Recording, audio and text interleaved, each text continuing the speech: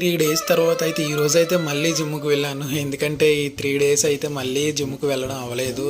ఎందుకంటే పాప అస్సలు పడుకోవడం లేదు.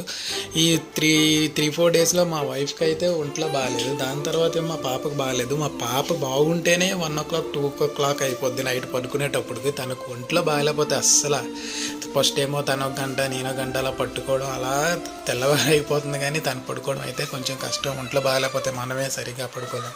అందులోని పిల్లలు అస్సలు పడుకోరు కదా.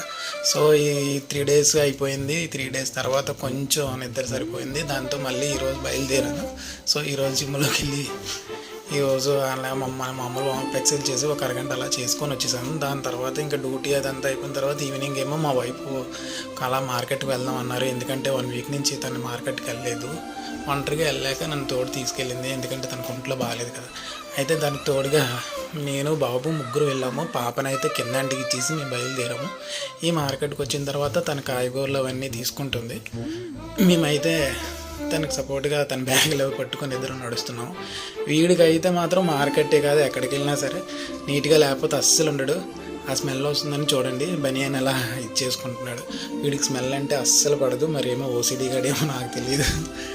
తినైతే కాయగూరలు తీసుకుంటుంది. వీడైతే ఒకటే కోలా వెళ్ళిపోదాం బయటకని. సో కొద్దిసేపు అలా ఉంటే కొంచెంసేపు అలా నుంచున్నాడు. తినైతే తీసుకుంటే ఇంక బయలుదేరిపోదామని చూస్తున్నాము. వీడైతే మాతో వచ్చింది ఐస్ క్రీమ్ కోసం. ముందే చెప్పాడు నాకు ఐస్ క్రీమ్ కొనాలని. చాకోబార్ ఐస్ క్రీమ్ అన్నాడు. చాక్లెట్ ఉన్నది అయితేనే తింటానన్నాడు. అయితే అవి తీసుకొని ఇంక బయలుదేరిపోతున్నాం ఐస్ క్రీమ్ షాప్కి. అయితే తిని ఐస్ క్రీమ్ షాప్కి వెళ్ళి పోనీ ఏం తీసుకుంటావో తీసుకోరా అంటే ఫస్ట్ చాకోబార్ ఇచ్చారు. చాకోబార్ పుల్లతో ఇస్తే అది వద్దనేసాడు. వాడి కప్పులోనే కావాలంట చాకోబార్ ఐస్ క్రీము. అయితే అది తీసుకోమన్నాము. తీసుకున్నాడు. తీసుకున్నాకేమో దాని మీదేమో కాజు అవన్నీ ఉంటేనేమో అవేవి తిననిసాడు.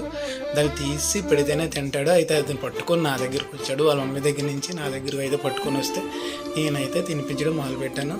అది కాజు ఏమైనా వచ్చినా సరే అస్సలు తిండు వీడు. అది తీసుకొని నా దగ్గరికి వచ్చాడు. నేనైతే తినిపిస్తున్నాను. ఈ వీడియో కానీ మీకు నచ్చినట్టయితే సబ్స్క్రైబ్ చేసుకోండి. Thank you. బాయ్.